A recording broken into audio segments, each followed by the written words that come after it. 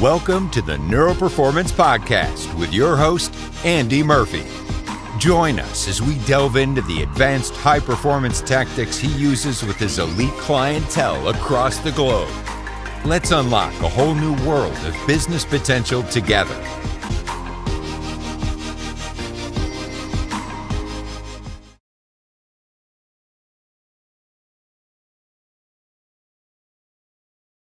Say, let me ask you a question. If you could go spend a few hours with someone who was an absolute master in that area of human communication, relationships, business, whatever it could be, if you could spend that and by the end of that time have the skill to be able to change that right away and the support to do it too, would it be worth taking some time and some energy and some capital to do? Would it be worth it? I mean, to get all that you want for the rest of your life or to get this particular thing, would that be worth it? What's going on, Neuro Performers, and welcome to episode 437. Hope life is treating you amazing. Even through the ups and downs, you're still appreciating everything. You're staying calm. You're seeing that big picture. You're focused on the micro details to be able to take steps forwards. You're listening to that intuition. You're taking action. All of that good stuff. All of that good stuff. Do you know what? Today's episode is really cool because it takes me back to my roots. It really does.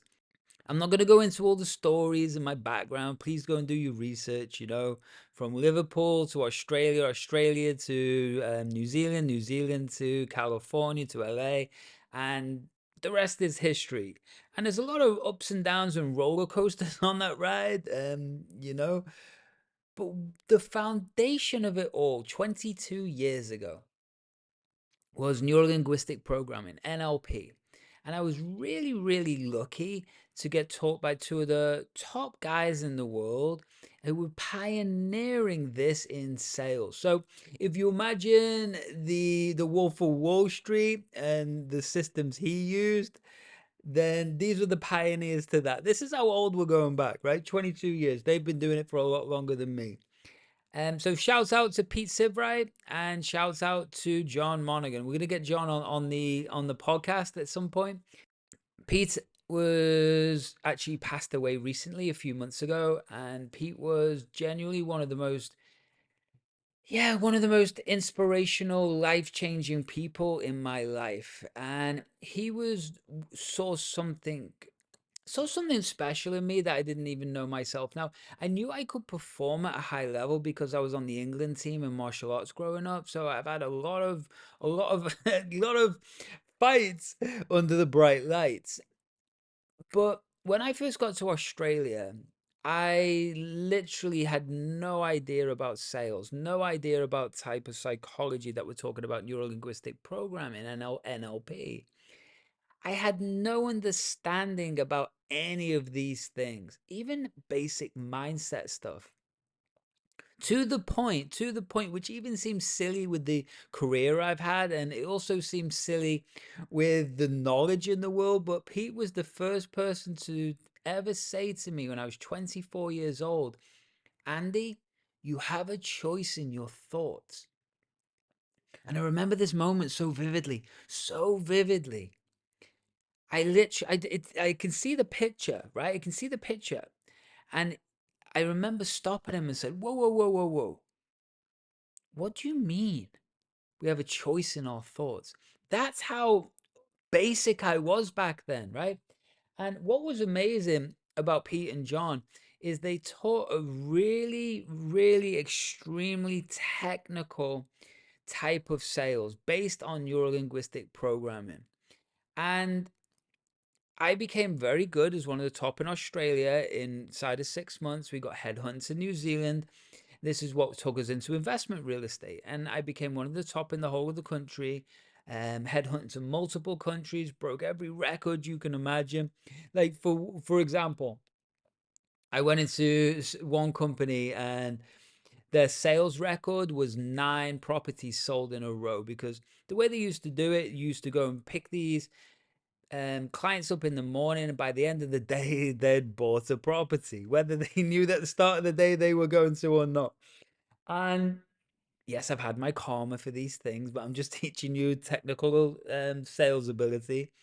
I came in and closed 22 in a row, which really kind of changed the trajectory of the company. Not that they rewarded me for it properly, and I left that company, but that's what happened. And I did that with another company, and then I got, you know, my story. I was putting together a resort in Fiji and Dubai, and all that went wrong, and bankruptcy, nervous breakdown. That took me to LA, and in working on performance, right? So that's where I switched from sales into working with performance. And what was wild about that is that I take all that sales training, and I still do sales training, but it's really not my focus anymore. So what I do as part of when I'm working with CEOs and executives and founders, I talk about subliminal communication. It's in the Eight Figure Thinker Training Academy, but subliminal communication or non-verbal communication.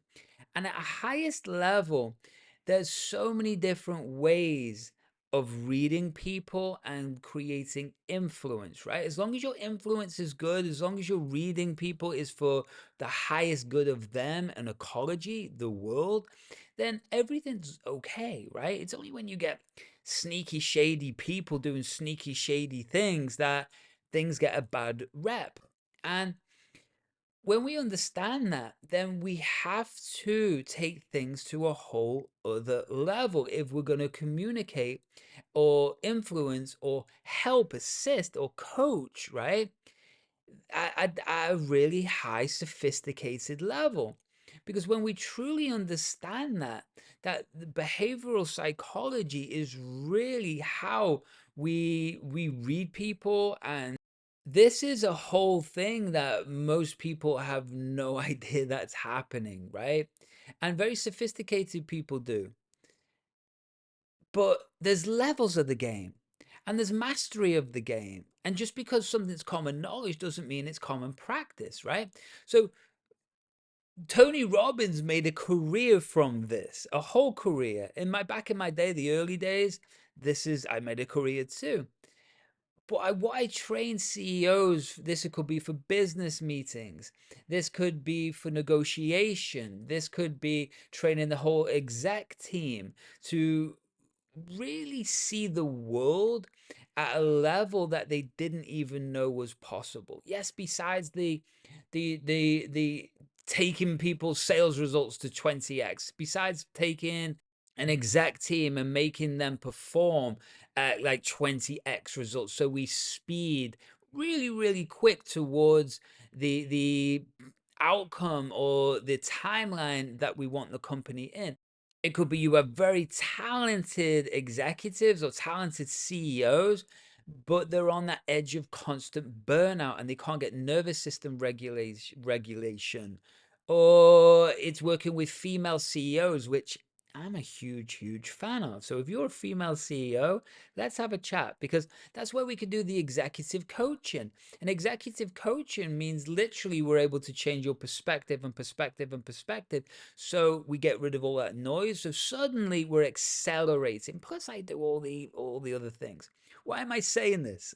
Why am I saying this? Well, I'm saying this is because today's clip is by an Tony Robbins, but old school Tony Robbins when he was probably like mid 20s. And he got hold of NLP very, very early on. And of course, Tony's a very, very clever boy.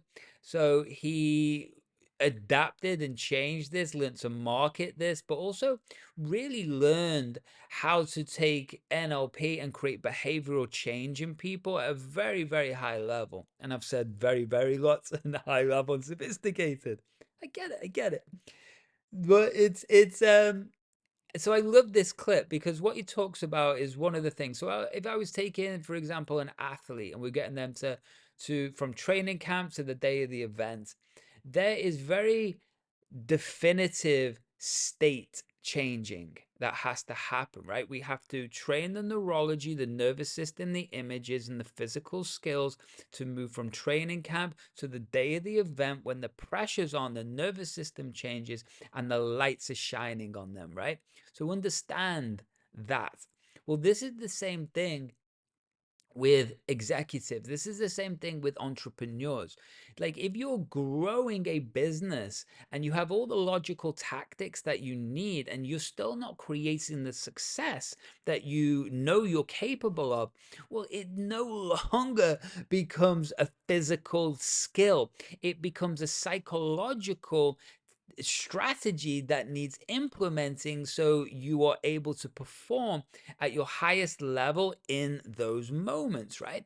So when we understand that, it's not, it's far from just, yeah, it's not motivational speaking. I'm not giving you a pump up, right? And it's the same with coaching. It's the same with all of this stuff. So anyway, that's what I'm excited about to go into today. Now, I'm going to stop this clip and we're going to jump in and I'm going to do my thing. So, sound good? Awesome. But just before we do that,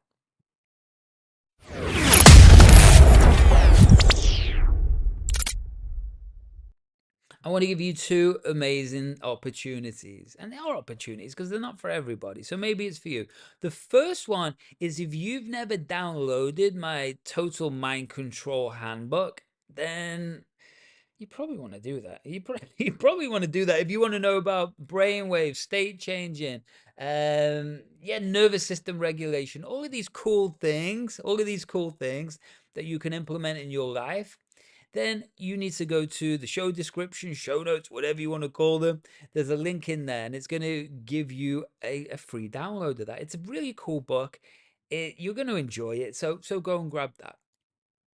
The other thing that you really want to do is I'm holding interviews right now for people who I'm going to allow to sponsor the podcast. It's not for everybody again. It really, really isn't. I just want some key people that are in alignment with the brand that I can then promote whatever it is, their business or service. And it could be anything, but I know that I've really got to be into it. I know that it's got to be cool. So that's for you, then message me, Andy at andymurphy.online. You'll find me, right? Find me on you. It's easy to find me.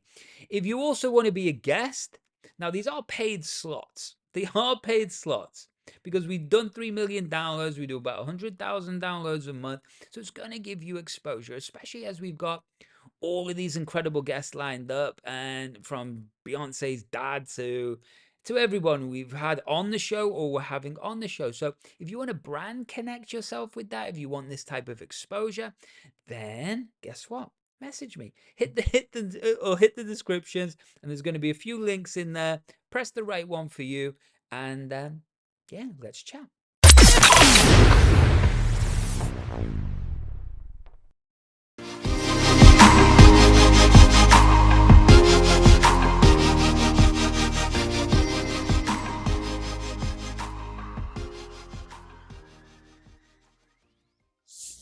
So all you have to do to persuade someone is do two simple things. One, you have to identify, and ideally the first step you're going to do is you're going to identify the buying state. One. And two is you're going to anchor that state to your product. Now, ideally, right, I wouldn't just push it that fast, right, because her strategy maybe to have more information. But once I've identified that state and can set it off consistently, can I get this person to attend the seminar, yes or no? Yes. There's absolutely no doubt. It's just like Ivan Pavlov and the dogs. Okay, neuro performers, let me jump in there. For a start, the sound, I tried to edit it so it sounds a lot better, because it was very crackly, because this is such an old recording. And definitely sales has advanced in sophistication. Not that he didn't know that stuff, but it definitely is advanced, right? The other side of it is that customers have definitely got more sophisticated. So the higher up, which we were talking about, right? The 8-figure thinker clients are, they really can see what you're doing. So it has to be very subtle and gentle.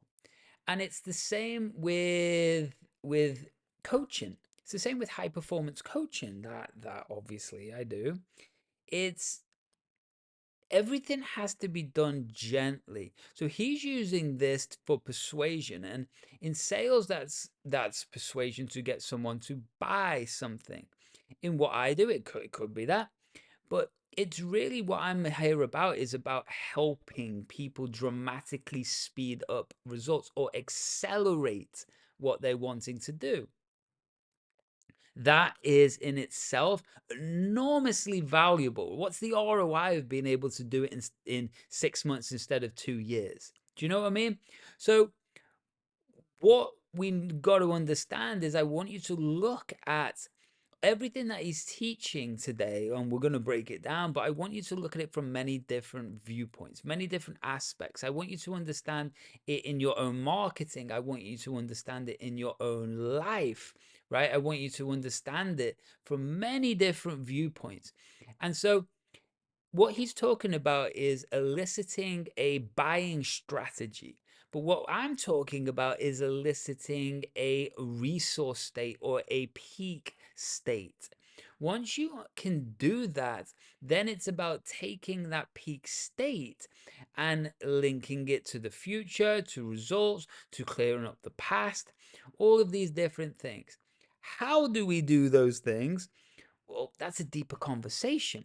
But we all have memories or versions of us or emotions that have been connected to people, places, things, circumstances, events, right?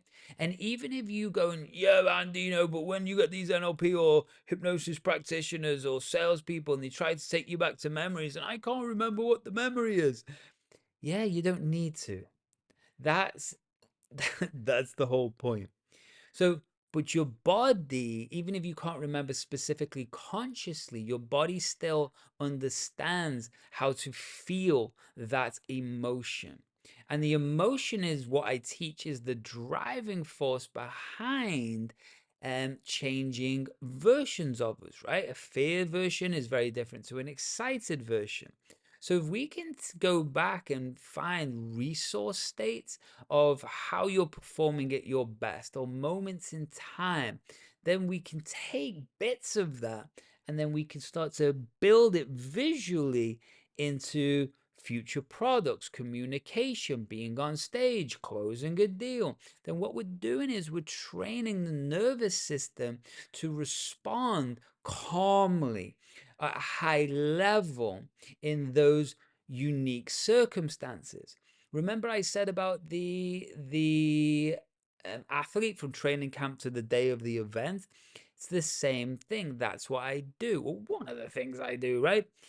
But I just want to give you that example. So when he's talking about this and he's talking about a Pavlovian response, that's what he's saying, right?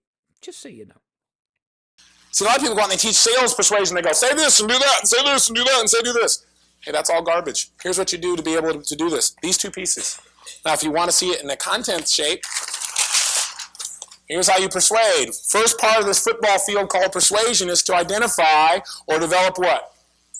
Rapport. You got to develop rapport. You don't walk up and go, hey, babies, you ever feel like you have pure ecstasy and you ever want to do that again? Come fill out this ticket. That won't work real well, right? They're going to go, what are you? And you go, ecstatic.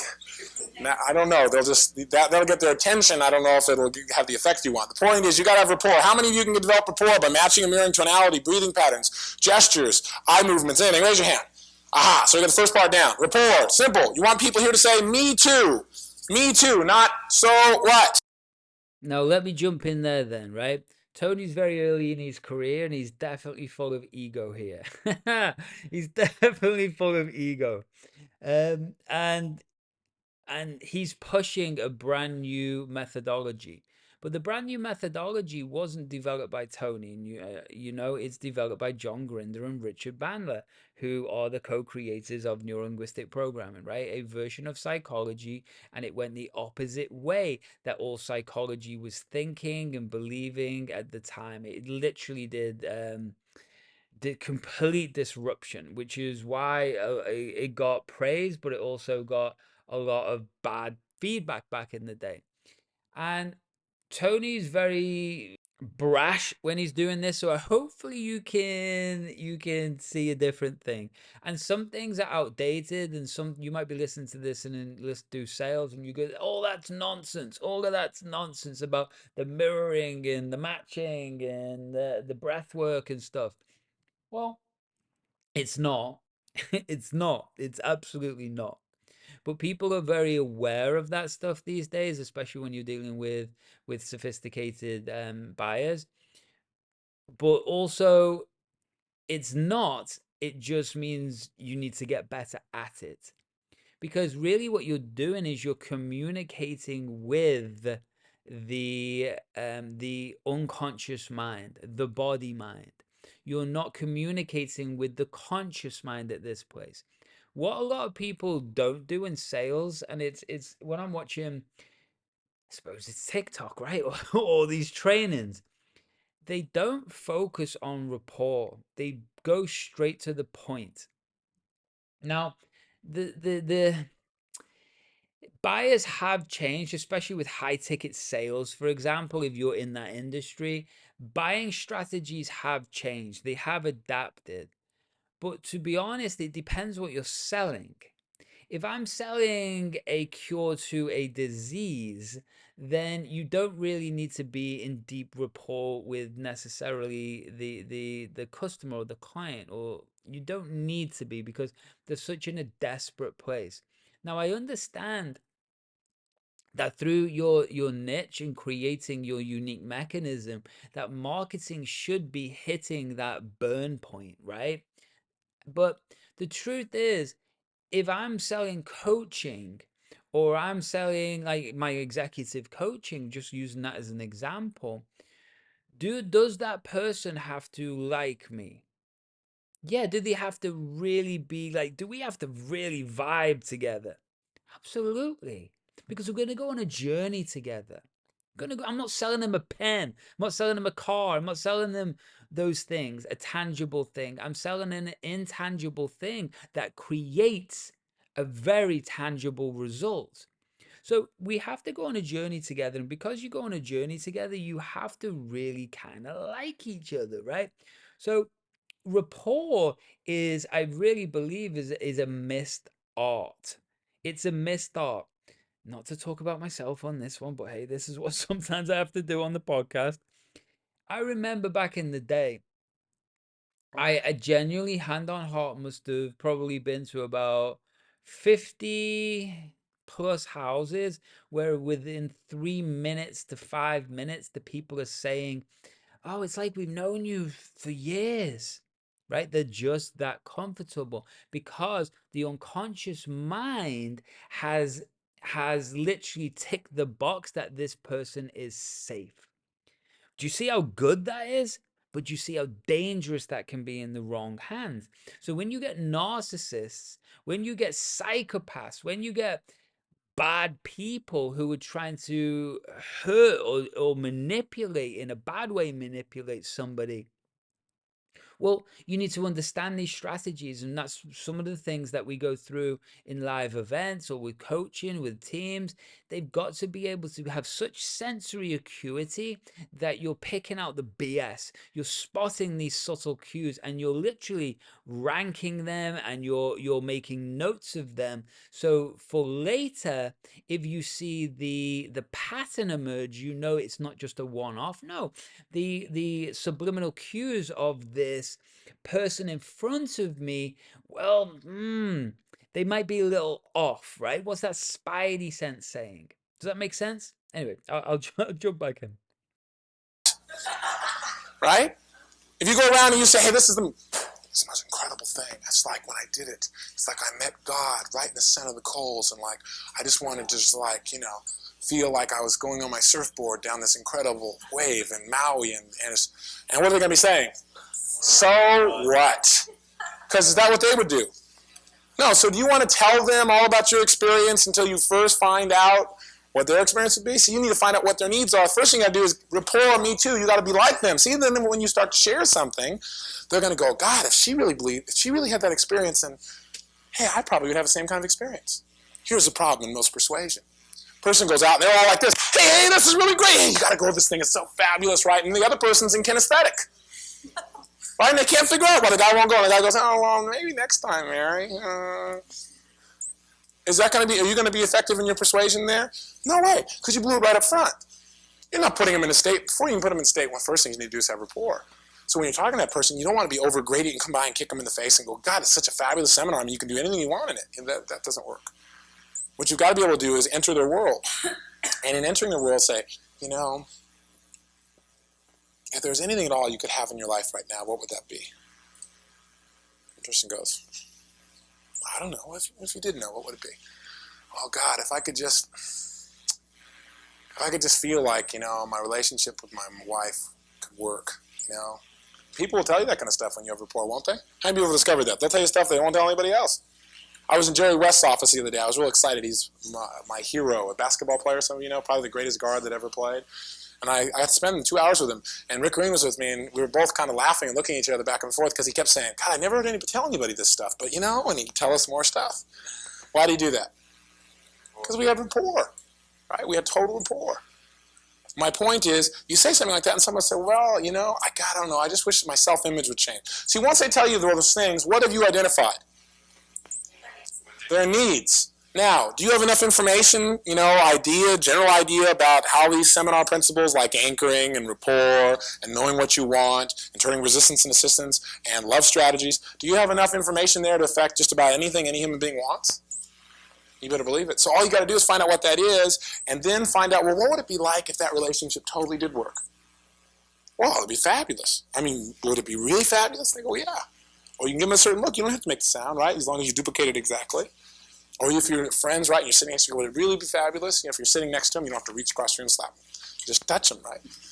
Some people get really carried away with their anchors. They think they got to go up and go, right? You don't have to do that to anchor somebody, right? All you got to do is just go, what would really be it, right? Now, again, this clip it's good when it's doing a visual. Tony's making a lot of noises here. But just to interrupt and let you know what anchoring is. Anchoring is, and lots of you know, I'm sure I'm just talking, right? So anchoring is really everything's an anchor. Every single thing externally, internally is an anchor, right? It's a trigger response or a stimulus response. So what he's doing in persuasion, what he's talking about is when you build rapport and you put people in the peak state because you're eliciting certain memories or emotions and they're telling you why those things are so important to them. What he's talking about, it's a very shady tactic and it should be done very, it's only shady if you're doing it for shady things, right? That's the thing. It can be used for helping the world, it can be used for helping teams, it can be used for helping yourself perform, it can be used for helping yeah, you just feel good, right? So an anchor is a Pavlovian response, and we've all probably heard of Pavlovian responses, right? So Pavlovian response is stimulus response, tuning fork, food, dogs. Ring the tuning fork enough times, put the food down, dogs would salivate, take away the food, ring the tuning fork, dogs would salivate. So that creates a conditioned response, right? Well, everything is like that in the world that we live in. That's why everything is. It's why politics, right? It could be a smell of some type of food. It could be some music, a jingle. All of these become anchoring or connections, linking to each other. So what he's talking about there in the right moment when you've got somebody, a team, an organization, a person in that exact state that you want them in or they want to be in, then by using a physical anchor or an auditory anchor or a spatial anchor, you can start linking those things together.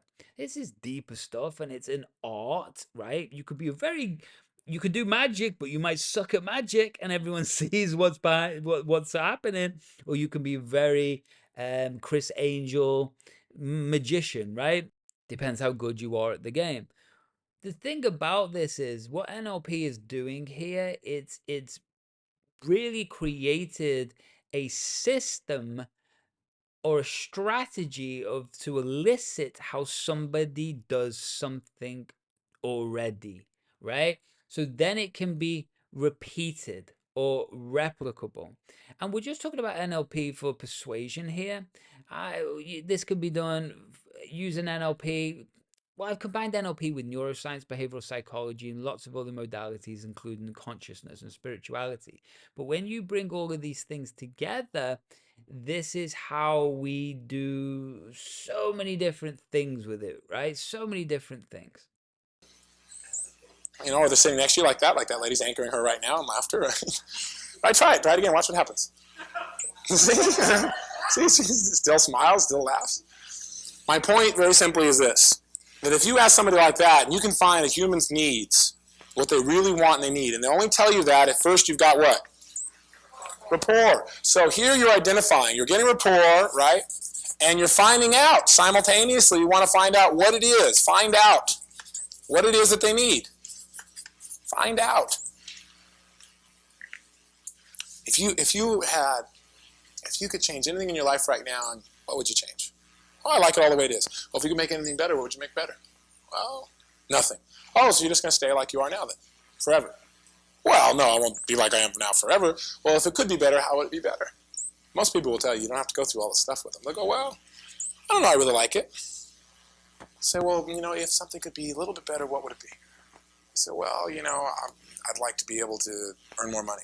Well, what would it take for you to be able to earn more money in your business? Well, I don't know. If I could learn to persuade more, or if I could learn to, build rapport with my boss, See, what have you identified? Real specific needs. Say, let me ask you a question. If you could go spend a few hours with someone who was an absolute master in that area of human communication, relationships, business, whatever it could be, if you could spend that and by the end of that time have the skill to be able to change that right away and the support to do it too, would it be worth taking some time and some energy and some capital to do? Would it be worth it? I mean, to get all that you want for the rest of your life, or to get this particular thing, would that be worth it? What he's just described there is coaching. It's mentoring, right? It's acceleration.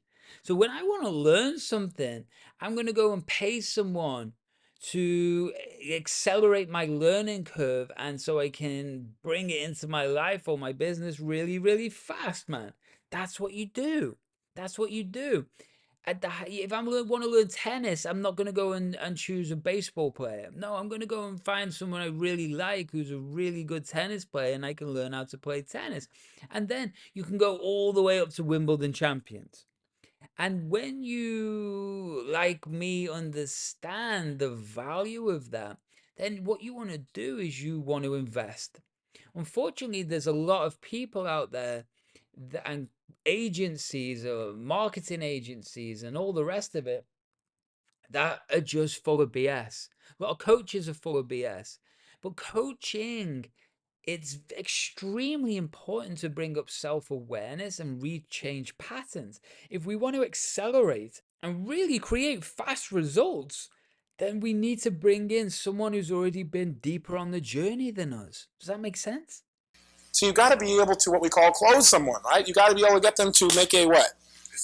Decision, and more importantly, a commitment. Because see, people, the normal approach to human beings is they will just put things off. People put things off. That's the normal approach. So what you got to do is get them to commit. And some people, when they start to do that, if all of a sudden you change your physiology and you go, so what would it be worth if you were going to do that and this and that? Are you going to be able to have this person be persuaded? No, because are you in rapport anymore? Biggest problem in persuasion is guys got rapport the whole time, right? And then they go to ask for the money. And what happens? Well, I got this seminar.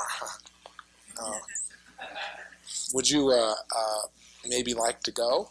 Is that how you do it? No, you're just as congruent. You're going, you got to go to this thing. It'll give you that answer, and it's well worth it. Here, fill this thing out. But I don't have the money. Put on a mass charge or a Visa. Whatever it takes, you got to go. Right? You go, but. You just go, what do you mean? Bottom line is, what you've got to do is you got to go to this thing. Do you want to continue to live this way with this thing happening in your life? Well, no. Do you want to change it? Yes. And you got to go. Here, write a check. Don't mouth it too high. Whatever it takes. See, congruency will do it. If you have that congruency and if you filled their needs, you'll do it. But you got to have rapport and you got to find out what they need. The next piece here is, in this persuasion piece, is sometimes you got to give people a certain amount of logic and reason. But notice, if this was a football field, 40 yards of the football field is identification rapport. Getting rapport, so they're saying, me too, not so what. Finding out what their needs are and having them like you personally and think you're like them. That way when you say it's worth it, will they believe you? Yes. But if you're in a different kind of person, will they believe you? No, they're going to go, well, they liked it because they're different. But if you're like them and you like it, they're going to go, well, they liked it, they're like me. Okay. So logic and reason is the second part. And that is, notice that's maybe 10 yards of the football field. 10 yards meaning that you're just going to give them a few details. You know, it's $125. Well worth every piece. It'll be at this place. Get a pencil. Write this down. Write down so-and-so address, da-da-da-da. Do you ask him, do you want to go? No, of course you don't want to ask him that. You assume the sale. If you found somebody's needs and you fill it, do you have the right to assume the sale? You better believe it. In fact, if you don't, you're not showing any personal power or any respect for that individual. If they have a true need and you know you can fill it and you don't, then you not only have you not added any value, but you've probably taken some away because you got them to remember the things they don't like in their life. See, what you want to do is get them to be clear on what it is that they can improve their life and then show them how to do it right away. So the bottom line is that you say, here's what it is, and the way to give logic and reason is go, write this down, grab a pencil, come on. You got to have that kind of congruency. And if you have rapport, can you say, write this down? Will people respond if you have rapport? Oh, yes. If you don't have rapport, it won't work. Rapport is the presupposition for all this effectiveness. So you say, write this down. It's okay. It's on March 22nd, or yeah, that's right, March 22nd. Here's where it is. Write this down. It's this location. And as they're writing it down, they're already beginning to unconsciously begin to what? Commit to being there. So you give them the logic and reason. The next piece is called attack and confess. Attack and confess. Part of the persuasive process. You must attack and confess. That is, there are a couple things that come up for human beings in any human transaction. That is, getting humans to do anything, buy things, go places, do things. There are basically three major objections you'll hear in your lifetime. Number one, I don't have enough what? Time. Right? In most cases, you're going to hear I don't have enough time because people don't like to admit they don't have what? Money. So they go, I'm busy, I don't have enough time, right? So the bottom line is, that's one. The second one here is I don't have enough money. And the real reason why people don't do things is they don't believe it's worth it, which simply means that you haven't tapped their strategy. You haven't put, and tapping the strategy means you haven't put them in a state where they would feel how you'd want them to feel or how they'd want to feel in order to go. See, if someone says, I don't believe I should go to this thing, I don't think it's worthwhile. Well, if you did believe it was worthwhile, how would you feel? What would happen if you right now, all of a sudden, instantly you changed, and instantly you started to think, hey, this is really worthwhile. If you were to do that right now, what would have changed? What are you talking about? Just think for a second. What if this thing was totally worthwhile? What if this thing was worth every ounce, every penny, every time, every amount of energy that you would invest in it, and it would come back tenfold? Would you want to go then? And they go, well, yeah, of course. What have you done just now by using that set of language patterns? In order to understand you, they had to process that, didn't they? In order to process that, it's like saying, don't spill the milk. In order not to spill the milk, you got to process what spilling the milk's like. So if you say to them, what would it be like if all of a sudden, instantly, you change? What am I also doing? Embedded commands. I'm saying, all of a sudden you change and you believe it was worthwhile. And all of a sudden you start to think about all the areas in your life where it would be worthwhile. What would it be like then? What if you went to this thing and as a result your relationships started working perfectly? Would it be worth it then? Well, yeah. Fill out the card. Did you like what Tony did then? You know, yeah, he's talking about the logic side, which is absolutely important depending on what someone's learning modality is, right? Different people require different things. You were speaking about that before with kinesthetics, right? Some people actually need to physically experience it to make a decision. Some people need to run the numbers to be able to make a decision. It depends on what their learning strategy is, or buying strategy, or decision making strategy. And what else he was doing is, this is like, he's doing it for persuasion, but persuasion is like what I took the art of persuasion and I moved it into helping people, right? I could have made millions more by just staying in sales and teaching sales like so many people out there. But I have a bigger heart than that. And I believe the ecology of the world, I believe that there's so much more important things to do than just making money by closing deals, right? It's so much more than that. If I can help create inspiration and perspective and growth inside of very key, amazing people, then those people create massive ripple effects across the world. And that's how we change the world, to be honest. Or I can sell I don't know, sell some marketing stuff online, or go into, you get where I'm going with it, right? The other thing that he was talking about then, he's talking about embedded commands. And these are hypnotic language patterns, which NLP, right? It's linguistics, right? So what he's talking about there is basically just reframing. Now, the embedded commands are a process that lots of people in modern day NLP, they don't agree with anymore.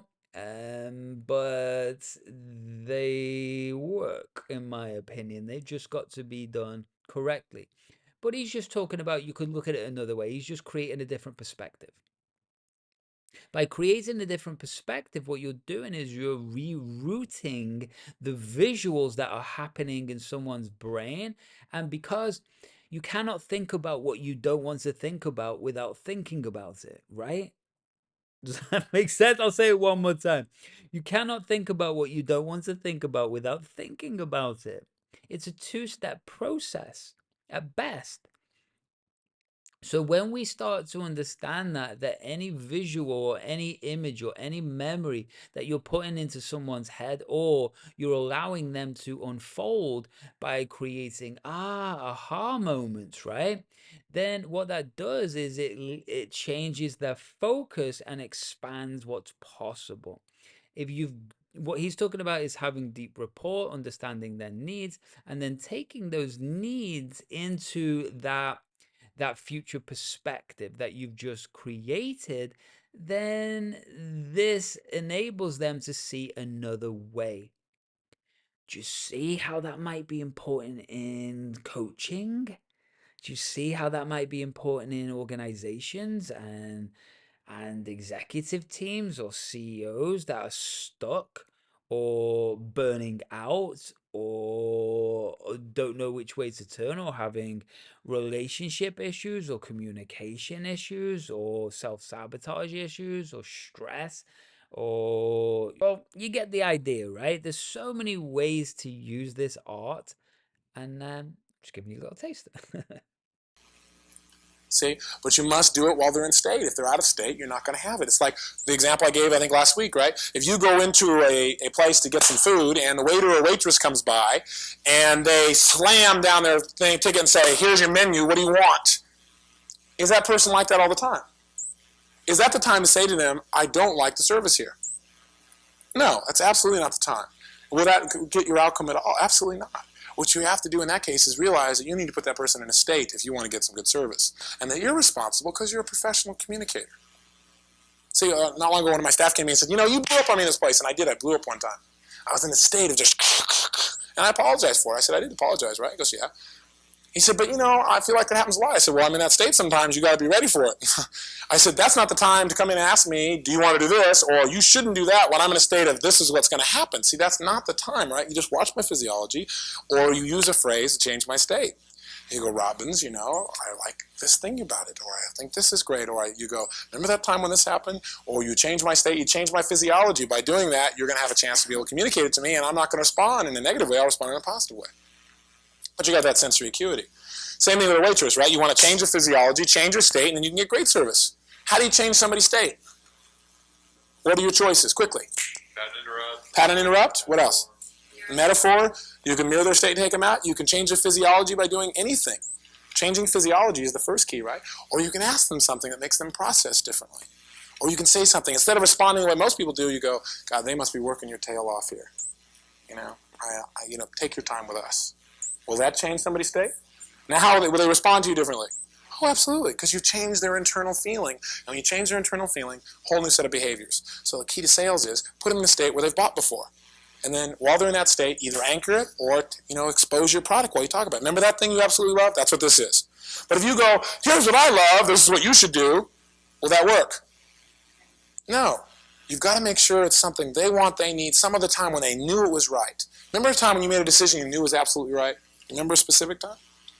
I don't know. I mean a time when you were happy about your decision. Yeah. What if you felt that way about this right now? What's happened? You've attached those. You've at least got them to start connecting it. Say, that's how you're going to feel. Once again, your congruency and your willingness to understand that no does not mean no. It just means I need more information. It means you have not put me in state. No is a different state than yes, isn't it? So all you have to do is put somebody in a yes state. That's persuasion. Put them in the yes state. Put them in a behavior, an internal feeling where they want to say yes. And then ask them to do something you want them to do, and they'll respond that way. I'll answer your question in a minute. Okay? So, attack and confess means you know you're going to hear money and time. What Tony's talking about here is something really cool. And this is why back in the day we used to write sales scripts out and like hundreds of times, and it became very important, so it would become an unconscious automated thing, right? So then you're reading people rather than thinking about what you're going to say. But preemption is ultimately how you want to overcome any objection, because you tell it through third-party stories. You've already spoken about it before, and that you've got agreements. This is the same with coaching. Once you've found out their needs, or you found out what their drivers are, then and you've seen enough people, it becomes very easy to understand someone's model of the world, and then how it ripples through and it affects their home life, their relationship, their sleep. It affects how they're communicating with their team, their management. You can also read mind read what they are experiencing inside of their own head, right? Whether it's a push-pull from the past, whether it's a resistance for the future, whether it's bringing on a new team, a new executive coach, or it's bringing on ad revenue, or a new brand ambassador, or you're negotiating contracts. If you can understand the other person's needs, if you understand their version of reality, it becomes very simple to start preempting what they are going through, which means it makes you such a more higher level of being able to help them, right? And serve them. Does that make sense? Right? You know you're going to hear those if they're going to object at all. So the key here is not to allow them to happen, but to take care of them up front. The way to do that is you say, you know what, before I tell you any more about this, I want to say something. I don't know if this is something you've ever experienced with other people, but I've got this thing I know is valuable. Like you just told me, you want to make your relationships better, don't you? And what am I getting from her? Commitment that she does want to make her relationship better. So you want to do that piece. I know you're committed. Not everybody's committed. Some people tell me after I do all this stuff and I show them exactly how they can make the relationship work. Can you believe this? Some people tell me, well, I don't have time to go. Can you believe that? Somebody said, I don't have time to go to something that can absolutely change my relationships, make it work. Some people operate that way. Can you believe that? She goes, no, I can't believe that. What's her chance? And by the way, I stopped. I said, can you believe that? Somebody's entire relationship, the most important thing in their life, and they don't have time for it. Can you believe something like that? Somebody would do that? Can she ever come back and go, oh, by the way, I don't have time to go? She could, but will she? No, she'd have to take everything that she believes in, her own self-image in every way. There's no way. So, the one other one I hear is I don't have enough money. And you and I both know that if something is important enough, some way we can borrow, beg, do whatever it takes, manage something here and not pay something there. I mean, I know I've done that. You've done that before, haven't you? Yeah. I mean, the same thing has to be done here for people. Some people say, well, I don't have enough money to fix my relationship so that it works the way I want. Anyway, I know that's not you. So those are the things I was just saying about, I want you to think about people you know, and then if money or time is an objection, then what I want you to do, Mary, is I want you to help me to get them to come with you to the seminar, because I know you'd like to share this with your friends, because she already said that was important, didn't she? So what you and I got to do is figure out how to make sure that they overcome these fears and stuff. Can you help me to do that? Now what have I got her to do? Now she's agreeing, right, that what she's going to do is help me to get other people to come to the seminar with her, which means she's already what? Going. Okay? It's like getting a train on a track. You go, yes, yes, yes, yes, yes, yes, right? If you get somebody going, yes, yes, yes, all the way through, then all of a sudden this train is going 100 miles an hour one way, then all of a sudden at the end is going to go, jump in the middle of the air, turn around and go the other direction? Not very likely, because you get a thing called momentum. So what you have to do is continually get commitments from the individual. So you set the stage by the way that you enter their world, by developing this thing called rapport and finding out their needs. And people love to talk about themselves, and if you really are sincere, which I believe all of you are here are, or you wouldn't be here, If you really care and you're really sincere and you're developing rapport and you're like them and you're finding their needs, then you're going to already set somebody on the yes track, aren't you? Because they're going to want to agree with you because you're like them, they know that you care about them. If you then, as you're doing that and you begin to fill their needs by asking them things, you are committed to this, right? They say, yes, I am committed. You've got to wait till they say yes. You can't go, you're committed to this, right? And then just go somewhere else. You have to, after you set the stage right from the beginning of getting commitments from people, getting rapport and getting commitments. And then through the continuity of your communication, meaning continuously coming back to the value and adding to that, and through your own enthusiasm and through your own personal congruency and commitment, the rest is just assuming the sale. That's all it takes. That's the bottom line. Enthusiasm, by the way, comes from the word entheos, which means godlike. Right? People are infected by that. So you have rapport, you know what they need, you have logic and reason, you attack and confess with enthusiasm. You go, that's how some people are. Can you believe that? And then what you do is, this is like the hell if you don't. Right? Which preachers have used for years. Which, by the way, is very valuable because you know what? Some people will do things and work harder to avoid something than they will to get something. It's unfortunate, but that's the way our culture seems to be organized. I mean, what do you think most sales are organized on? They're not organized on benefit, they're organized on fear. I mean, if you talk to Retail Owners Association, you hear those managers, you figure out how they do it. It's fear of loss. Tony brings up a really good point there, and that's very prevalent through marketing that's being taught online, right? It's pushing the pain. And it's good, but also bad. It's good because it works from a marketing aspect, because it brings people into the present moment and makes them really associate into what they're experiencing now. And I think I did a Tony Robbins now. And it really is good for sales. And also what we're talking about today is also executive coaching, high performance acceleration coaching. Because really what it does is, the pains they're experiencing now is because they're like symptoms, right? There's an underlining thing that's happening, right, in the past, or they're thinking about the future a certain way, generally because of their past experiences. So whatever they're going through right now, it gives me a understanding of where I need to dig deeper. Does that make sense? So whatever you're going through right now in business, in life, relationships, health, it's just a symptom of what? That's what we go and find out. Right? That's how it's organized. Last one, though, is called solution. Solution. And in the solution stage of what you're doing, what you're going to do in solution is you're going to show them the heaven if you do. And by the way, let me just say, on attack and confess, the way you attack is by either attacking the principle, not the person, right? You attack, some people actually do this and they just don't understand. Or an even better way is to confess that you've been guilty. You know what? I had a chance to go to this thing 6 months ago, and I didn't go until 2 months ago. And I swear, I can't even imagine the amount of time I lost and everything else. I mean, that's why I'm here to share this with you, because I'm not willing to let people do that anymore. I know you're going to go to this thing now, because I'm not going to let you, be able to slough off like I did, because I lost 4 months of my life. See, is that pretty powerful? The person's going to come back and go, well, it's going to be much harder. Solution, though, is the final piece. The heaven if you do. That's saying, by the way, by doing this, here's what's going to happen. Your relationship's going to work. This is going to happen. All of a sudden, when you come home, you're going to know how to set an anchor with your husband so he's absolutely in ecstasy. I mean, can you imagine the kind of life that you're going to have when every time you come home, and as soon as he hears your voice, he goes, ah, right? Can you imagine what it'll be like? Because every time he sees your face, it causes him to feel those really powerful internal feelings, those kinds of feelings that you guys had originally when you first met. Imagine what that's going to be like. That's what's going to happen. You're going to have the skill to do that. So what that is that's future pacing another version of reality, associating them into it, right? So that's great. So it's like, imagine if you were working with me and we were able to take your income from 200 to 500,000 in the next 8 months. Imagine if you were working with me and then suddenly all those things that happen to disrupt you, whether it's your health, whether it's your relationships, all of those things that take you out of peak state. Imagine if we could create harmony all the way through that.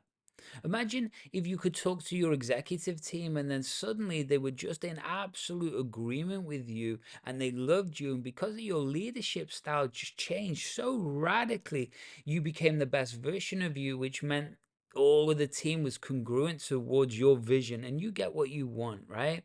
Imagine if you had a 2-year vision and it was so important to you, it's so vital for you, but you were able to do it in 8 months because we just got rid of all of that noise out your head. So you were able to think, feel, and act at such a high level that ideas just flooded to you and you were able to communicate that right through your organization.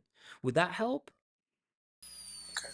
And the last second here is the close. And the close simply means, right, closing just simply means to be able to bring things together, to bring different parts together. That's what closing is, to bring cards together to create a completion. And so what you're going to do is you're going to say, so what I want you to do is fill this thing out, and I'll set it up. And who else do you think would want to come? See, if she starts to answer who else will come, then she's already also, once again, what? Said she's coming. So I'm giving you a bunch of crash stuff here all at one time, but the key here is put somebody in the state where they say yes, put somebody in the state where they want something, and you can put them in state by asking them a time in the past when they wanted something, and keep attaching it to your product. That's all persuasion needs. And if you are clear in defining a person's need or outcome, something that they desire, and you keep pulling that in, it's pretty irresistible if you continually go forward. And if you know that your congruency is that you don't accept the word no, right? Because no just means that you haven't gotten me in state yet. No means I don't have enough information yet. You haven't tapped my strategy effectively, so you need to do it again. As I said last week, the insurance companies did a market research study, and they found that the top salespeople in the United States were people, the top persuaders in the United States were people who got their sales after their 5th no. I mean, people said no 5 different times before they did it. And they weren't hard closers because they had rapport, right? And they just reframed it, redirected it until they found a way. And that's what persuasion's all about. Throughout history, that's what persuasion's all about. John F. Kennedy, when he talked to Khrushchev about sending his missiles over, right? When Khrushchev said no, did he go, well, he said no, I guess I better find somebody else to talk. He didn't do that, did he? Right? He understood that Khrushchev just didn't fully understand yet the level of congruency which John F. Kennedy was going to provide him with on a continuous basis until finally Khrushchev's internal state, his kinesthetic internal, changed, right? And as a result, so did his behavior. So you need to understand that that's all persuasion is all about, and it goes much higher than creating a ticket sale. It goes to your children, and it goes to your boss, and it goes to yourself as a persuader, as a manager, or anything else. So let's wrap it up there for this. I'm not even sure what today was about, but I really hope you got value. And if you did, well, you know where to find me, right? You absolutely know where to find me. His last point was really what all this should have always been about, like persuasion and influence. It was being able to help change people's perspective for the greater good of the humanity, the world, consciousness, right? Sounds a little bit woo-woo, a little bit metaphysical. Well, yeah, I can talk about the neuroscience, I can talk about the brain, we can do persuasion for all of these other things and influence and peak performance. Truly, if I can leave a little bit of good in the world while I'm still here, then my life is valuable, right? Otherwise, what's the point? We get another car, we get another house. Who cares, right? Who cares? The generation now is just even more obsessed with the material things than I've ever seen in my life. And it's all nonsense, it's all noise. Is it cool to have? Sure, it's cool to have. Who doesn't like that stuff? But is it the purpose of business and life? No. But they're going to learn in time. They're going to learn in time, okay?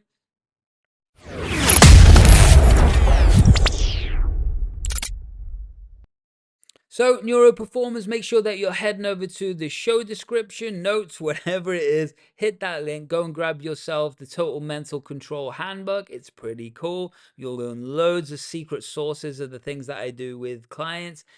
Also, make sure if you want to become one of our first sponsors or you want to actually get on the show as a guest, that'd be pretty cool. I'd love to get to meet you. You can be then brand connected to incredible people, incredible guests, and yeah, I'd love to meet you. So go and hit those links up, go to the show description, either get the handbook, contact me for whatever you need.